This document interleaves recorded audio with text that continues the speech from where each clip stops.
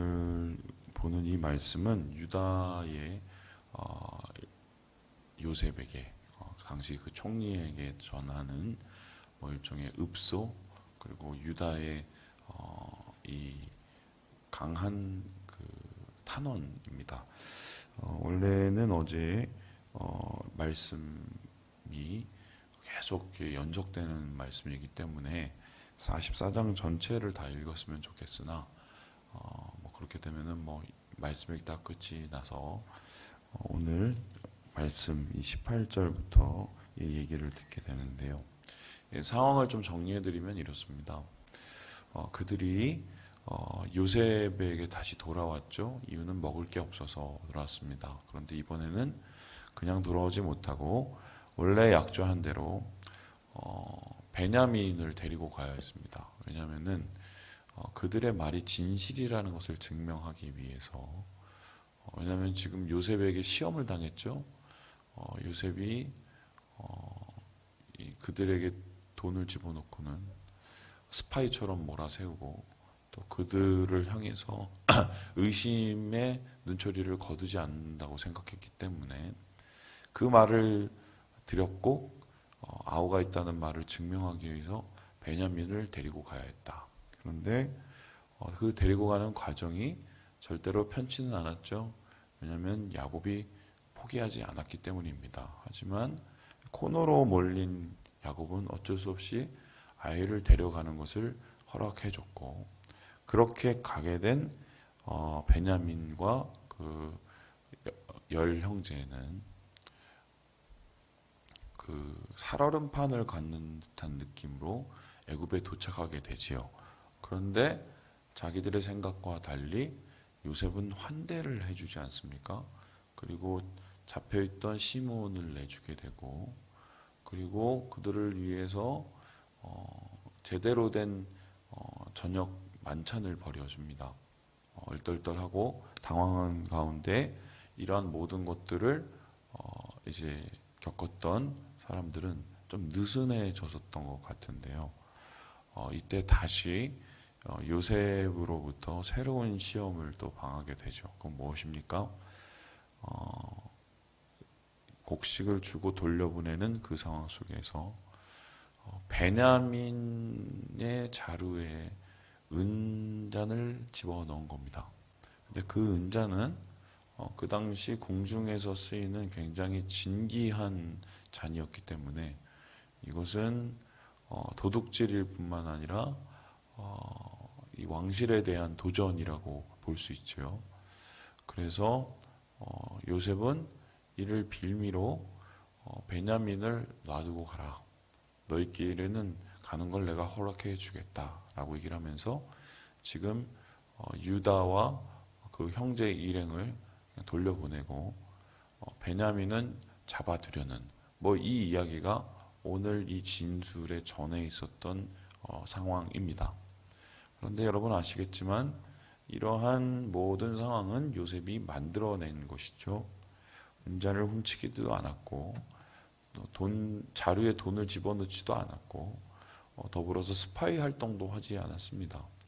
모든 것은 다 요셉이 만들어낸 것인데 단순히 요셉은 복수를 하기 위해서 이러한 시험을 준비한 것이 아니라 형들의 마음을 분명히 알기 위해서 테스트를 한 거죠. 그렇다면 이 요셉이 알려고 했었던 형들의 마음은 무엇일까? 오늘의 상황을 보면은 그 중심이 그대로 드러나게 되는데요. 어떤 것이냐? 10명의 형이 자기를 팔아먹었잖아요. 은 20냥 주고 팔아먹었단 말이에요. 그래서 지금 똑같은 상황이죠. 10명의 형은 그냥 돌아가게 하고 한 명 베냐민은 남게 하고, 그리고 베냐민이 남는 이유는 은잔을 훔쳤기 때문에 지금 자기가 겪었던 형들로부터의 외면, 형들로부터의 배신의 모습을 베냐민에게 그대로 적용해서 그 상황을 만들어낸 겁니다. 그래서 이 상황 속에서 형들이 똑같이 나 때처럼 나를 외면하고 버리고 나를 팔아버릴까?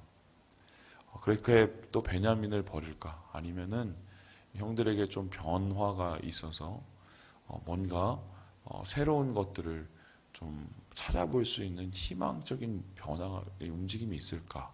뭐 이것을 이 요셉이 살펴본 건데요. 결론적으로 요셉의 이러한 시험 앞에 유다는 오랜 진술을 하게 되죠. 오늘 우리가 읽었던 이 말씀은 창세기에서 가장 긴 진술이에요. 이 진술 안에는 우리가 앞에서 읽었던 야곱과 유다의 말도 녹아져 있지만 무엇보다도 요셉과 그 대치되었던 형들 그리고 그 유다의 그 속내 그 내면이 그대로 드러납니다. 저는 어제 이 말씀을 보면서 좀 뭐랄까요, 마음이 되게 아팠어요. 왜냐하면 이 어떤 느낌이냐면요, 사랑받지 못한 자녀의 망가진 마음, 씁쓸한 마음, 뭐 이런 것들을 보게 되었는데요. 우리 함께 말씀을 같이 한번 읽어보도록 하겠습니다. 예, 우리 20절의 말씀을 같이 한번 읽어보도록 하겠습니다. 20절의 말씀입니다. 시작. 우리가 내 주께 아뢰되 우리에게 아버지가 있으니 노인이요 또 그가 노년에 얻은 아들 청년이 있으니 그의 형은 죽고 그의 어머니가 남긴 것은 그뿐이므로 그의 아버지가 그를 사랑하나이다 하였더니. 예, 유다는 이게 속내였어요.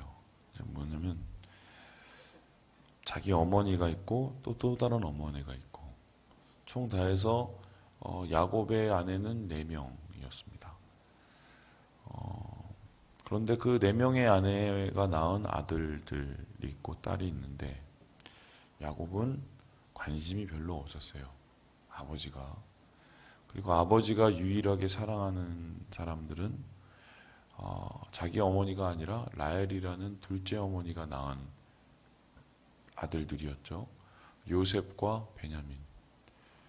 어릴 때부터 유다는 자라면서 항상 2등 아들이었어요. 2등 아들. 1등 아들은 요셉, 1등 아들은 베냐민. 항상 뭔가를 먹거나 마시거나 2등의 서러움이죠. 나름대로의 최선을 다하고 나름대로의 노력을 다 했음에도 불구하고 아버지의 시선, 아버지의 사랑은 절대로 자신들을 향하여서 돌이켜지지 않았다. 심지어 요셉이 사라지면 아버지가 좀 변하지 않을까라고 생각했을 것 같은데 여기서 보는 바와 같이 아버지의 마음은 오히려 더 닫혀지고 자신들을 향한 원망 그리고 책임 전가 그리고 도대체 해결나지 않는 이 편애의 함정, 이게 유다를 떠나지 않은 거죠. 이러한 이 편애나 이 잘못된 이 사랑의 시스템에서 자라는 친구들의 공통적인 특징이 1번 불안합니다. 그래서요, 뭔가 해야 사랑을 받는다고 생각하는 경우가 많아요. 그러니까 뭐를 이렇게 할 때마다 자기의 어떤 평안의 마음과 감정이 중심이 된 말이나 행동을 하는 게 아니라 아버지, 그 대상이 마음을 흡족할 수 있는 그런 행동들을 하려고 하다가 불안하고 불안이 오버가 될 수가 있죠. 그래서 이런 이 편애 가정, 잘못된 사랑 시스템에 있는 친구들은요, 되게 그 감정 자체가 숨겨져 있는 경우가 되게 많더라고요. 제가 만나보면. 또 두 번째로 이 친구들의 공통된 또 특징 중에 하나가 어느 수준에서 자기가 사랑받을 수 없다는 것을 완전히 각인하게 되면 막 나갑니다. 어떻게 보면 오늘 이 유다도 사실 막 나갔던 사람이잖아요. 그래서 자식이 둘이 다 죽고 며느리하고 그 스캔들이 나고 왜 이렇게 됐겠어요? 뭐 사랑받을 곳이 없는 거죠. 그래서 그딴 행동들도 하게 된 거죠. 동생 팔아먹은.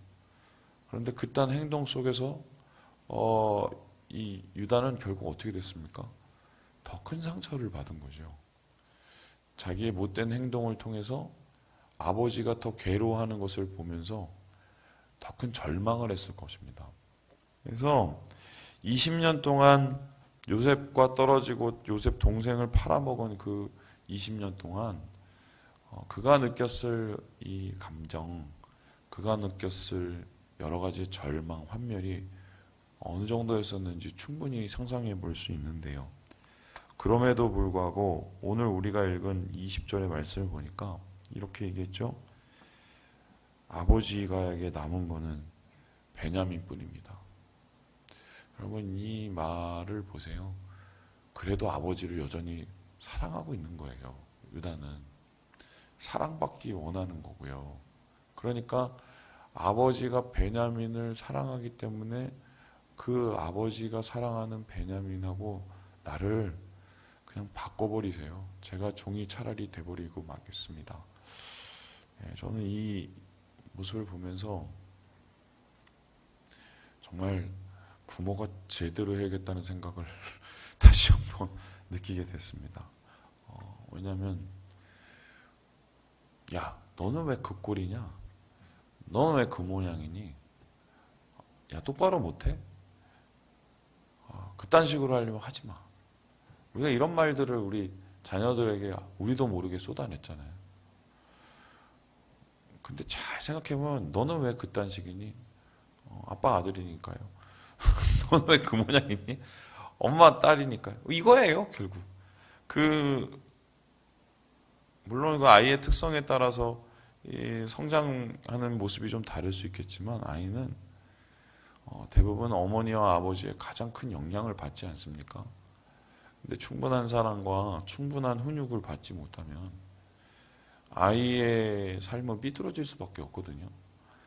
오늘 유다의 이 비뚤어진 삶, 그 삶 속에서도 여전히 아버지를 향한 이 사랑받고 싶은 마음, 이 모습을 보면서 이 부모의 책임, 우리가 각자의 가정 속에서 우리 자녀를 향한 그 말과 행동이 얼마나 중요함을 다시 한번 깨닫게 되는 거죠. 그래서 참 이게 씁쓸한 게요. 야곱의 잘못된 사랑으로 유다가 그런 상처를 받고 요셉은 팔려갔고, 근데 거기서 끝난 게 아니라 요셉은 또다시 자기 자식들한테 그런 걸 물려준단 말이에요. 야, 이 고리를 끊어내야겠구나. 뭐 예전에 무슨 가게 흐르는 저주를 끊어라 뭐 이런 책들 막 돌아다니고 그랬었는데 그게 무슨 뭐 선포하고 뭐 떠나고 그래서 될 문제가 아니고요. 내 마음을 고쳐먹지 않는 이상은, 내 마음속에 하나님의 사랑으로 뭔가 변화되지 않는 이상은 절대로 이 망가진 사랑 시스템을 해결할 방법은 없다. 오늘 말씀 속에서 그것을 보게 됩니다. 그런데 이런 상황 속에서도 우리가 이 가정에 새로운 회복의 조짐을 보게 되는 것이요. 이렇게 얘기를 하죠. 우리 함께 33절 읽고 마무리를 해보겠습니다. 33절입니다. 시작. 이제 주의 종으로 그 아이를 대신하여 머물러 있어 내 주의 종이 되게 하시고 그 아이는 그의 형제들과 함께 올려 보내소서. 자기를 희생하잖아요. 예. 나이가 들고 아이가 죽고 가정이 파탄나고 그 숱한 어려운 환경을 겪으면서 마음은 멍들었을지 모르지만 요셉은 조금씩 아버지의 마음을 갖게 된 것 같아요. 예. 그리고 자기의 슬픔과 아픔을 남의 탓으로 돌리지 않는, 그리고 이 아픔과 슬픔을 통해서 오히려 가정의 화평을 다시 한번 바라보게 되는 이 피스메이커의 이 평화의 통로의 다리의 역할을 하게 되는 것. 오늘 큰 변화를 이 유다로부터 다시 찾게 되는 것입니다. 저는 오늘 이 말씀을 보면서 감히 비교를 할 수 없지만 이러한 이 모습, 희생, 자기의 희생을 통해서 가정과 또한 주위에 있는 사랑하는 사람들을 살리는 이 모습을 보면서 갑자기 떠오르는 한 분이 있었습니다. 여러분 잘 아시는 분이죠. 우리 예수님이십니다. 예수님은 하나님 아버지의 마음을 아셨고, 하나님 아버지가 이 세상에 잃어버린 영혼들, 아담의 후예들을 여전히 사랑한다는 것을 아심으로 그를 희생하셔서, 그 자신을 희생하셔서 우리를 대신해서 목숨을 버리시고 우리를 대신해서 화평을 이루신 분이시죠. 바로 예수님은 유다의 자손입니다. 오늘 말씀을 통해서 우리가 다시 한번 눈여겨보고 살펴봐야 될 것, 얼마나 그 리더의 혹은 아버지의 자리가 중요한지, 부모의 자리가 중요한지를 우리가 보게 될 것이고, 그럼에도 불구하고 깨어진 가정을, 공동체를 다시 살리는 그 희생, 그 고귀한 희생이 얼마나 중요한지를 깨닫게 됩니다. 우리 사랑하는 여러분, 이 어려운 시기를 여전히 우리를 사랑하시는 아버지의 마음을 품음으로 사랑의 통로, 화평의 통로가 되어서 주의 은혜를 이루시는 오늘 하루 되시길 주님의 이름으로 축원합니다.